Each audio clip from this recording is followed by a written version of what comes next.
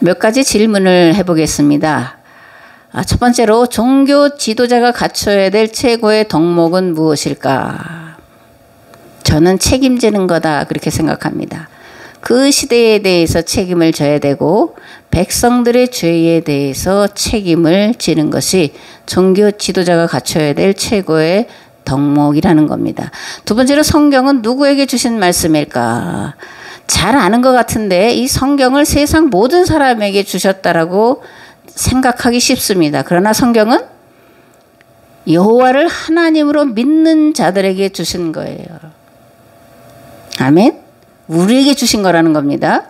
세 번째로 성경에는 두 기약의 말씀이 기록되어 있는데 그 이유는 무엇일까? 옛 기약 공동체인 이스라엘이 기약법을 어겼기 때문이죠. 이스라엘의 역사를 다시 한번 아주 간략하게 정리를 해서 말씀을 드려보겠습니다. 하나님께서는 애굽에서 종살이하던 하비르들을 모세를 통해 구원해내시고 시내산에 이르게 하신 다음에 그들과 계약을 체결하시고 광야 40년 동안 계약법을 배우고 몸에 익히도록 훈련을 받게 하셨습니다. 그런 다음에 여호수아의 인도로 가나안 땅에 들어가게 하셨죠. 하나님께서 이렇게 하신 이유는 출애굽한 이스라엘 백성들로 하여금 거룩한 나라를 만들어 세상에 보여주므로 이스라엘을 보고 세상 사람들이 구원을 받게 하려는 계획이었습니다. 이스라엘이 가나안 땅에서 이루어야 될 나라는 거룩한 나라죠. 거룩한 나라는 하나님의 통치, 하나님의 법이 실현된 나라를 말해요. 그러면 하나님의 법, 하나님의 통치가 이루어지는 거룩한 나라는 무슨 법으로 다스려지는 나라일까? 시내산 계약법 또는 율법이죠. 이스라엘과 하나님이 맺으신 계약법의 핵심은 첫째는 가난청산법이에요. 둘째는 약자 보호법입니다. 셋째는 모두가 더불어 행복하고 평등하게 살아가는 세상을 위한 법이었습니다. 결과적으로 시내산 계약법은 모두가 평등한 삶을 살아가도록 하는 법이었다라는 거죠. 하나님은 이스라엘로 하여금 계약법을 지켜 거룩한 나라 곧 모두가 평등하고 공정하고 행복한 나라를 만들어 세상에 보여주므로 세상이 와서 보고 구원에 이르도록 하려는 계획이셨습니다. 그런데 어떻게 된 거죠? 이스라엘이 가나안 땅에 들어가서 계약법대로 살지 않고 도리어 가나안의 종교인 바알과 아세라라는 풍요와 생산의 신을 여호와와 함께 섬기는 혼합 신앙의 길로 가게 됐고 그 결과 계약이 파기되었다고 구약 성경은 말씀을 하고 있습니다. 이런 계약 파기의 징조는 무엇이었을까? 첫째는 나라가 남북으로 분열하는 겁니다. 계약이 파기되고 또는 나라가 망하는 징조는 분열이에요. 내부 분열입니다. 두 번째로 혼합신앙이 되었다라는 겁니다. 계약법을 지켜 행함으로 가나안 일경을 구원해내야 할 계약 공동체가 도리어 가나안의 종교인 바알을 섬기는 혼합신앙으로 나아간 것이 이스라엘이 계약 파기 징조가 된 거라는 겁니다. 북이스라엘은 출애굽 전통이 살아있던 10지파가 중심으로 된 나라죠. 그래서 북이스라엘을 보면 왕권이 자주 교체가 돼요. 그것은 계약법에는 세습이라는 개념조차 없었기 때문에 그런 겁니다. 그런데 이제 아합이 두로의 공주 이세벨과 결혼하면서 두로의 신인 바알 신을 이제 북이스라엘에 들여오게 돼요. 이로 인해서 북이스라엘이 급속히 혼합 종교화가 됩니다. 이런 북이스라엘을 구원하시기 위해서 하나님은 엘리야를 보내시고 엘리사를 보내시고 호세아와 아모스를 계속해서 보내고 계신 것을 볼 수가 있습니다. 특히 엘리야는 갈멜산에서 계약을 갱신한 자예요.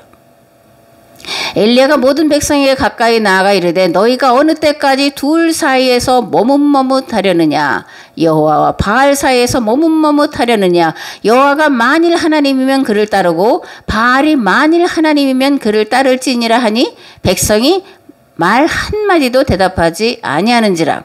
엘리야가 모든 백성을 향하여 이르되 내게로 가까이 오라. 백성이 다 그에게 가까이 가매 그가 무너진 여호와의 제단을 수축하되 야곱의 아들들의 지파의 수요를 따라 엘리야가 돌 12개를 취하니 이 야곱은 옛적에 여호와의 말씀이 임하여 이르시기를 내 이름을 이스라엘이라 하리라 하신 자더라. 저녁 소재 드릴 때에 이르러 선지자 엘리야가 나아가서 말하되 아브라함과 이삭과 이스라엘의 하나님 여호와여 주께서 이스라엘 중에서 하나님이신 것과 내가 주의 종인 것과 내가 주의 말씀대로 이 모든 일을 행하는 것을 오늘 알게 하옵소서. 여호와여 내게 응답하옵소서. 내게 응답하옵소서. 이 백성에게 주 여호와는 하나님이신 것과 주는 그들의 마음을 되돌이키심을 알게 하옵소서 하매 이에 여호와의 불이 내려서 번제물과 나무와 돌과 흙을 태우고 또 도랑에 물을 핥은지라. 모든 백성이 보고 엎드려 말하되 여호와 그는 하나님이시로다. 여호와 그는 하나님이시로다 하니 엘리야가 그들에게 이르되 바알의 선지자를 잡되 그들 중 하나도 도망하지 못하게 하라 하매 곧 잡은지라. 엘리야가 그들을 기손 시내로 내려다가 거기서 죽이니라. 아멘. 유명한 갈멜산에서 바알과 아셀의 제사장 850대 1로 싸운 그런 이야기입니다. 이것을 통해서 엘리야는 북이스라엘의 신앙을 여호와 신앙으로 되돌리고 있는데 이것을 계약갱신이다 이렇게 말하는 겁니다. 엘리야의 뒤를 이어서 이제 엘리사가 활동하는데 엘리사는 엘리야보다 훨씬 많은 기적 또는 표적을 보인 선지자예요. 엘리사가 이렇게 많은 기적 또는 표적을 보이신 것은 주변 나라들에게 이스라엘이 섬기는 여호와는 참신이시고 살아계신 분이시고 그리고 이스라엘을 지키시는 신이라는 것을 나타내 보이기 위함이었습니다. 그래서 이제 엘리야 엘리사 때는 계약갱신하고 계약갱신한 대로 살아서 북이스라엘의 계약 전통이 다시 되살려지는 그런 일이 있었는데 문제는 여로보암 2세 때 일어나게 되죠. 여로보암 2세 때는 아합과 같이 북이스라엘이 가장 경제와 정치적인 면에서 부와 평화를 누리며 살던 시기였어요. 문제는 이 여로보암 2세 때에 이 부와 평화가 이루어지자 이들의 신앙이 이제 불붙기 시작을 했다라는 거예요. 신앙이 불붙었는데 무슨 문제냐 이렇게 물으시겠지만 신앙이 불붙은 것이 바로 된 제대로 된 것이 아니라 바알을 섬기듯이 여호와를 섬겼다는 데 있어요. 이들은 유명한 지방 성소인 베델과 단과 길갈로 새벽부터 돌아다니면서 많은 짐승으로 감사의 제사를 드렸고 일주일에 2번씩 11조를 드렸습니다. 그러면 칭찬받아야 될 시대 같지만 이 시기에 등장하는 선지자가 누구예요? 아모스와 호세아입니다. 이들은 헛된 예배를 버리고 하나님께로 돌아와 참된 예배를 드려라. 그렇지 않으면 멸망한다. 눈물로 삶으로 그들에게 보여주었습니다. 그래도 돌이키지 않아서 멸망을 한 거죠. 북이스라엘이 멸망할 때에 그들의 신앙이 없어서 또는 미지근해서 차가워서가 아니라는 것이 오늘 우리에게 주시는 말씀이에요. 그들의 신앙이 뜨거웠기 때문에 열심히 특심했기 때문에 도리어 멸망을 했다라는 겁니다. BC 721년에 아수르의 사르곤 2세에 의해 멸망당하게 되는데 그러기 전에 이제 3년 동안 사마리아 성을 에워쌉니다. 그러니까 사마리아 성 안에서 무슨 일이 일어났는지 여러분들 기억하십니까? 귀부인들이 자기 자녀를 삶아 먹는 일들이 일어났어요. 그렇다면 남유다는 왜 멸망했을까? 남유다는 말씀에 없는 세수방정을 세우려다가 중앙집권 체제를 강화하려다가 망한 거예요. 이들은 군사력을 통해서 주변 나라들을 정복하고 약탈하는 일에 열심을 내고 살았습니다. 지방 성소를 중심으로 한 이스라엘 신앙을 예루살렘에 하나의 거대한 신전을 지어놓고 그것을 중심으로 하는 중앙성소와 작업을 했어요. 이것을 통해서 지파 공동체가 해체되는 정말 조악한 열매를 맺게 된 것을 보게 됩니다. 이사야와 예레미야 선지자가 눈물겹도록 유다를 하나님께로 돌이키려고 노력을 했지만 수포로 돌아갔죠. 그래서 BC 586년에 바벨론의 느부갓네살에 의해서 멸망을 당하고 맙니다. 그런데 우리가 알다시피 하나님 이들이 다시 한번 계약법을 지킬 기회를 주셨죠. 그것은 신명기 예언자들의 각고의 노력이 있었기 때문에 그렇습니다. 그래서 고레스의 칙령에 의해서 바벨론 포로제에서 돌아와서 다시금 이스라엘을 회복하는 그런 삶을 사는데, 문제는 그 이후에 계속해서 페르시아 그리고 헬라, 로마로 이루어지는 강대국의 통치를 받았다라는 거예요.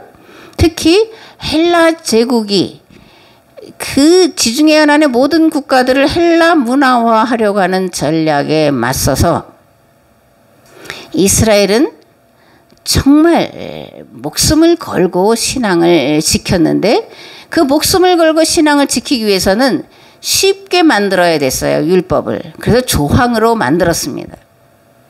조항으로 만들어서 유일하게 헬라의 헬라 문화와 정책을 막아냈어요. 이건 사실 역사적인 기적이에요. 오늘 우리가 이런 일을 할 수 있냐? 저는 불가능하지 않을까 그런 생각을 이제 해보게 됩니다.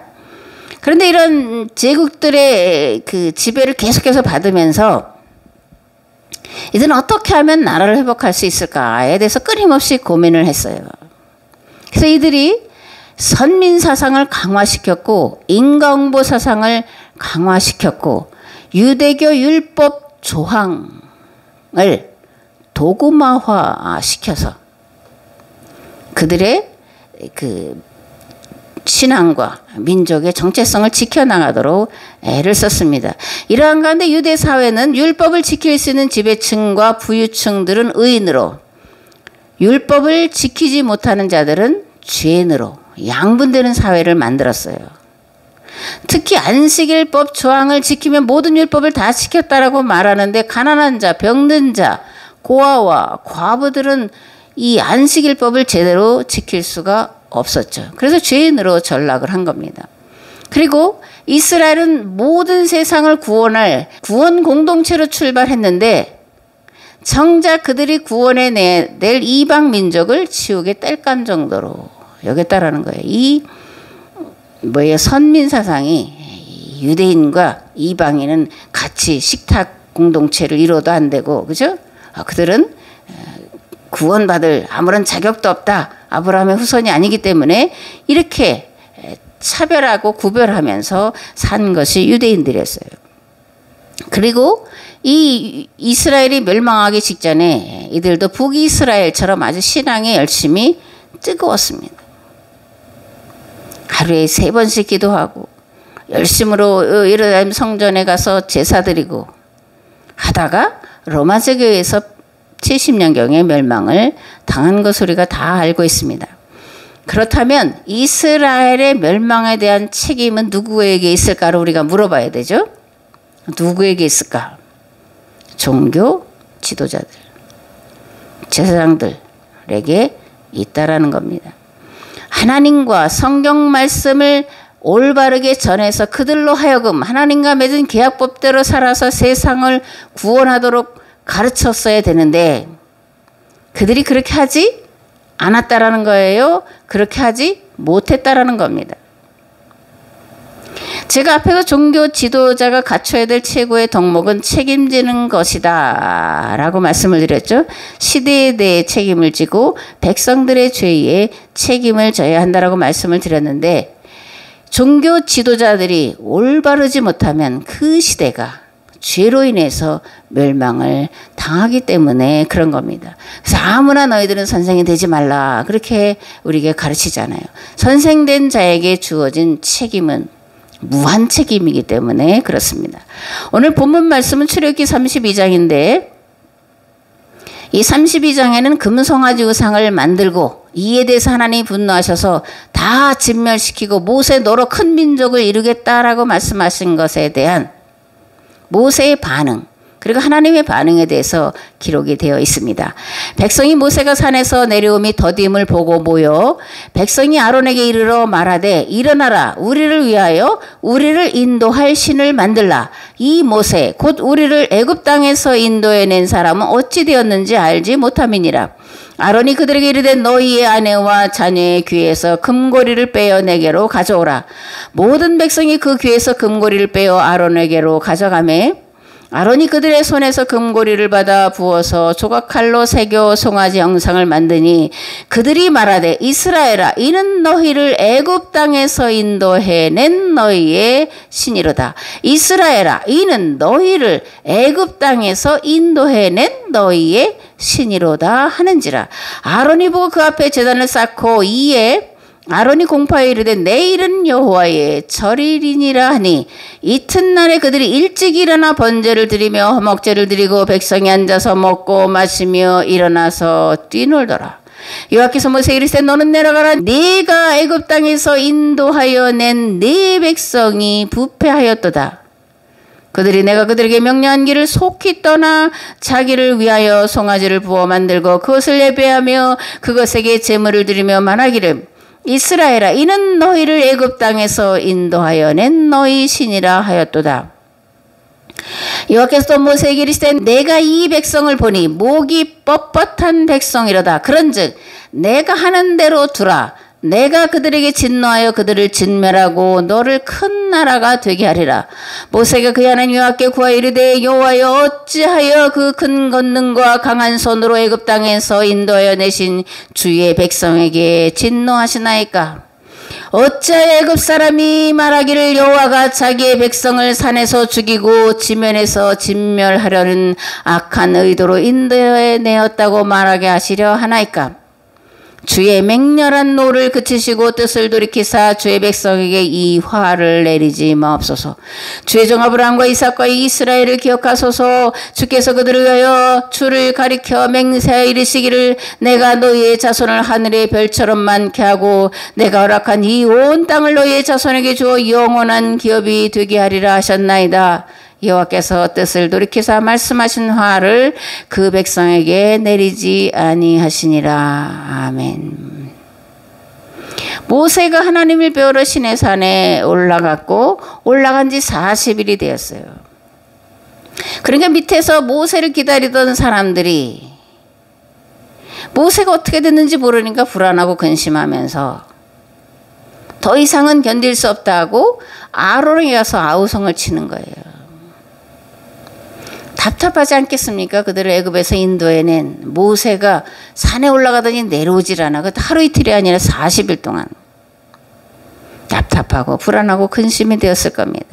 염려가 됐지만 어떻게 생사를 알아볼 도리가 없었어요. 하나님이 산으로 올라오지 말라고 하셨으니까 산으로 올라갈 수도 없고 그렇다고 마냥 기다리자니 조급한 마음과 앞날에 대한 염려와 불안이 그들을 초조하게 만들었고 그래서 아론에게 대책을 마련하라고 이제 찾아가서 아우성을 치는 거죠. 백성들이 이렇게 말합니다. 일어나라. 우리를 위하여 우리를 인도할 신을 만들라. 아론에게 말하는 거예요. 아론아 일어나라. 우리를 위하여 우리를 인도할 신을 만들라. 아론이 보다 못해 견디다 못해 백성에게 말하죠. 너희 아내와 자녀의 귀에 금고리를 빼어 내게로 가져와라. 그랬더니 가져왔다라는 겁니다. 이건 뭐예요? 하나님께 대한 신앙의 열기가 뜨겁다라는 것을 말해주는 거예요. 그들이 우리를 인도할 신을 만들라라고 요구했을 때 그들이 요구한 신은 그러면 어떤 신이었을까? 애굽의 신과 같은 거짓 신을 만들라고 요구한 것일까요? 아닙니다. 아론이 금송아지 신상을 만들어 놓자 백성들이 이렇게 말하죠. 이스라엘아 이는 너희를 애굽 땅에서 인도하여 낸 너희 신이라. 금송아지 신상을 향해서 이 금송아지 신상은 우리를 애굽 땅 종되었던 집에서 인도해낸 여호와다라고 말하고 있는 거예요. 그러니까 이들이 여호와를 버렸다라는 게 아니에요. 여호와를 버리는 게 아니라 여호와 하나님을 섬기는데 그 섬기는 방식을 그 방법을 우상을 섬기는 방식, 방법대로 따르고 있다는 거예요. 달리 말하면 여호와 하나님에 대해서 달리 해석을 하고 있다는 겁니다. 자기 나름대로 이해한 하나님, 하나님에 대한 잘못된 이해를 바탕으로 여호와 신앙을 변질시키고 있다는 것을 말하고 있는 겁니다. 금송아지를 만들어 놓고 백성들에게 아론이 공포하죠. 내일은 여호와의 절일이다. 내일은 여호와를 섬기는 날이다. 이 말을 들은 백성들은 집으로 돌아가서 어떻게 했겠어요? 뜬 눈으로 또는 흥분된 마음으로 내일을 기다렸겠죠. 그래서 이른 새벽에 일어나서 번제와 화목제를 드리고 금송아지 앞에서 앉아서 먹고 마시고 일어나서 기쁨으로 뛰놀았다. 이렇게 기록을 하고 있습니다. 신앙생활에 열심을 내는 것보다 더 중요한 게 있습니다. 그것은 하나님과 성경을 올바로 이해하는 거예요. 아멘. 먼저는 하나님이 누구신지, 성경이 무엇을 말씀하는지를 바로 이해해야 돼요. 바로 이해한 다음에 바른 신앙생활을 할 수가 있는 겁니다. 시험 문제를 냈는데 전제에 오류가 있다면 그건 아무리 답을 찾을 수가 없죠. 만약에 누군가 답을 찾았다고 한다면 그 답도 틀린 답이 되는 거예요. 전제가 잘못되었기 때문에 그러는 거예요. 하나님을 섬기는데, 열심히 섬기는데 그 전제가 잘못됐다면 그것은 우상숭배와 같은 것이고, 그죠? 불법을 행하는 것이라는 것을 우리가 반드시 기억을 해야 됩니다. 하나님과 성경에 대한 잘못된 이해를 바탕으로 한 열심은 아무리 열심히, 아무리 충성스럽게 했다고 해도 불법이에요. 마태복음 7장에는 불법을 행한 자들에게 이렇게 말씀합니다. 나더러 주여 주여 하는 자마다 다 천국에 들어갈 것이 아니요 다만 하늘에 계신 내 아버지의 뜻대로 행하는 자라야 들어가리라. 그날에 많은 사람이 나더러 이르되 주여 주여 우리가 주의 이름으로 선지자 노릇하며 주의 이름으로 귀신을 쫓아내며 주의 이름으로 많은 권능을 행하지 아니하였나이까 하리니 그때에 내가 그들에게 밝히 말하되 내가 너희를 도무지 알지 못하니 불법을 행하는 자들아 내게서 떠나가라 하리라. 불법을 행하는 자들아 내게서 떠나가라 하리라. 불법을 행하는 자들은 아무리 열심을 냈더라도, 아무리 충성하고 헌신했더라도 하나님께로부터 멀어져 갈 수밖에 없다라는 겁니다. 아멘. 한 가지 더 조심할 것이 있는데 그것은 나름대로 신앙생활을 해서는 안 된다라는 거예요. 내 나름대로, 내 생각대로, 내 방식대로 하는 것은 불법이에요. 죄입니다. 그러면 신앙은 성경 말씀대로, 성경이 말씀하시는 본래의 목적과 의도대로 해야 된다는 것을 반드시 기억하시기를 바랍니다. 아멘. 아론과 백성들이 자기 나름대로 여호와를 섬기자 여호와께서 뭐라고 말씀하시냐면 내가 이 백성을 보니 목이 뻣뻣한 백성이로다. 그런즉 내가 하는 대로 두라. 내가 그들에게 진노하여 그들을 진멸하고 너를 큰 나라가 되게 하리라. 하나님께서 하나님을 섬기는데 우상을 섬기는 방식대로 하자. 이제 그들을 진멸하시겠다고 말씀하시는 거예요. 그리고 모세 너를 통해서 큰 나라를 만들겠다. 내가 하는 대로 좀 내버려 둬라. 이렇게 말씀하시는 거예요.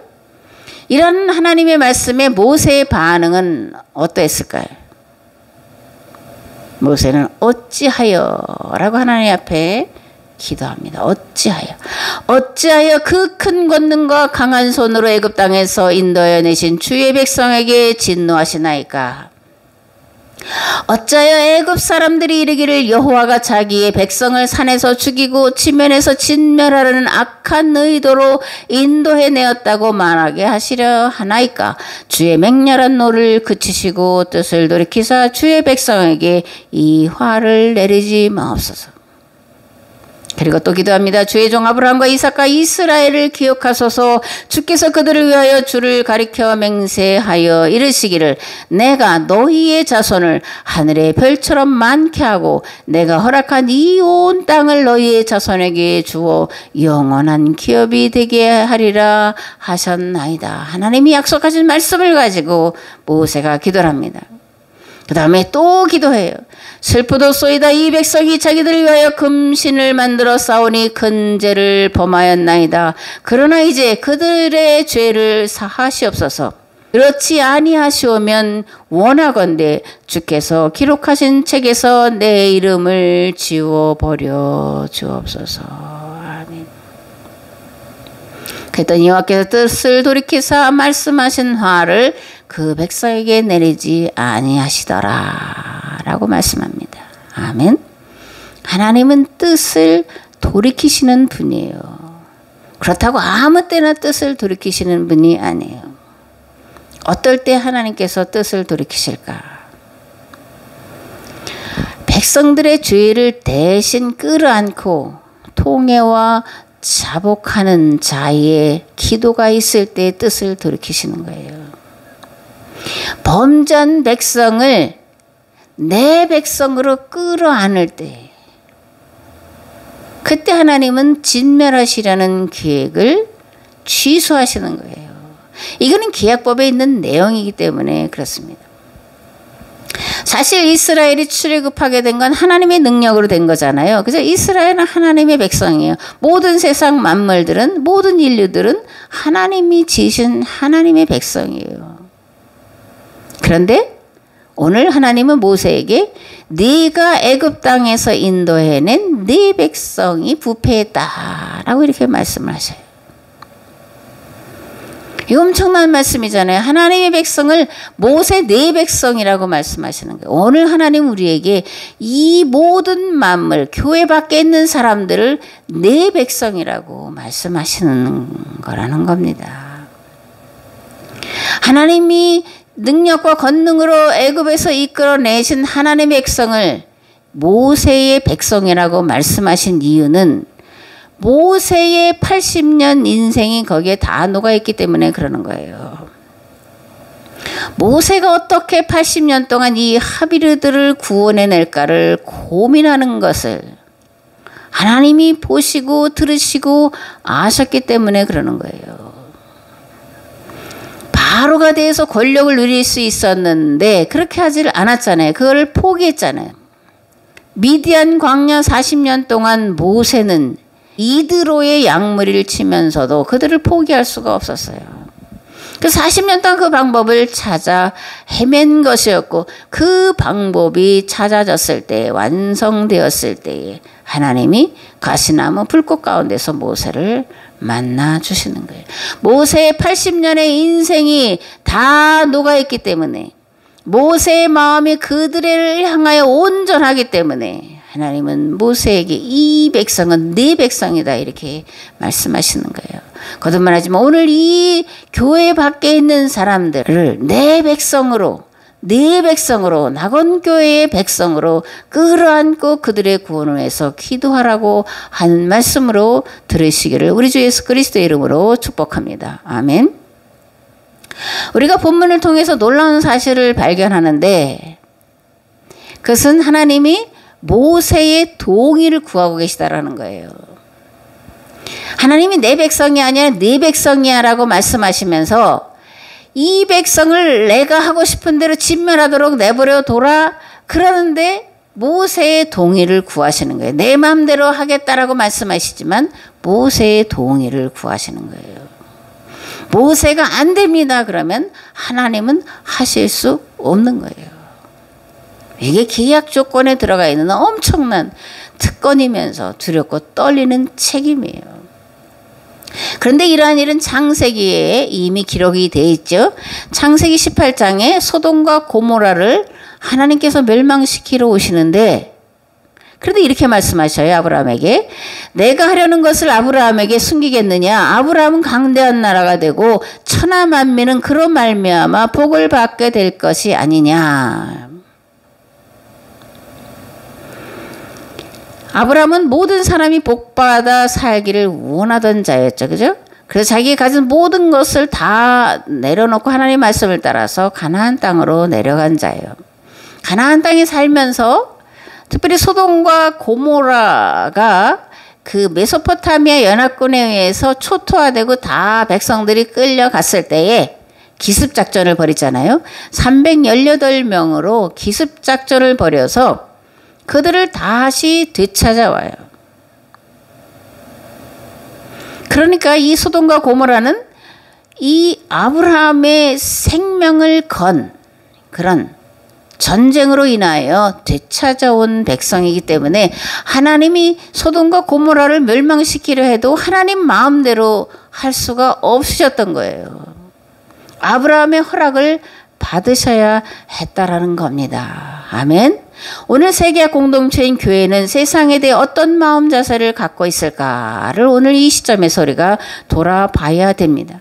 구원해 내야 할 내 백성, 포기할 수 없는 내 자식으로 우리가 생각하고 있을까? 아니면 나와 아무런 상관도 없는 자들로 생각할까? 아니면 그저 영혼 구원을 받게 해야 할 전도 대상으로 삼고 있는가? 우리는 영혼을 구원할 전도 대상으로 삼고 열심히 전도하잖아요. 그죠? 열심히 선교하고 있습니다. 그렇다면 이것이 모세와 아브라함의 마음 자세와 어떻게 다를까? 무엇이 다를까? 우리가 생각을 해봐야 되죠. 끝까지 책임져야 될 내 자식 또는 내 백성이 아니라 단지 전도할 대상에 불과하다고 여기는 것이 모세와 아브라함이 가진 마음 자세와 우리의 마음 자세가 근본적으로 다르다라는 거예요. 대상이 되면 아론처럼 백성들의 성화에 못 이겨 금송아지를 만들게 되는 거예요. 아니 생각을 해보자고요. 먹으면 죽는 약인데 어린아이가 그게 뭔지 모르고 달라고 울며 불며 떼쓰면 주시겠어요? 주실 부모가 있나요? 아무도 없습니다. 잘못된 길로 치달아가는 자식을 보면서 괜찮다, 잘 될 거다, 안전하다 말할 부모는 아무도 없어요. 무슨 수를 써서라도 무슨 방법을 동원해서라도 막아요. 그게 부모예요. 하물며 교회는 어때야 되겠냐. 세계화 공동체인 교회가 이 시대를 내 자식 삼고 하나님 앞에 나아가 살려달라고 기도해야 돼요.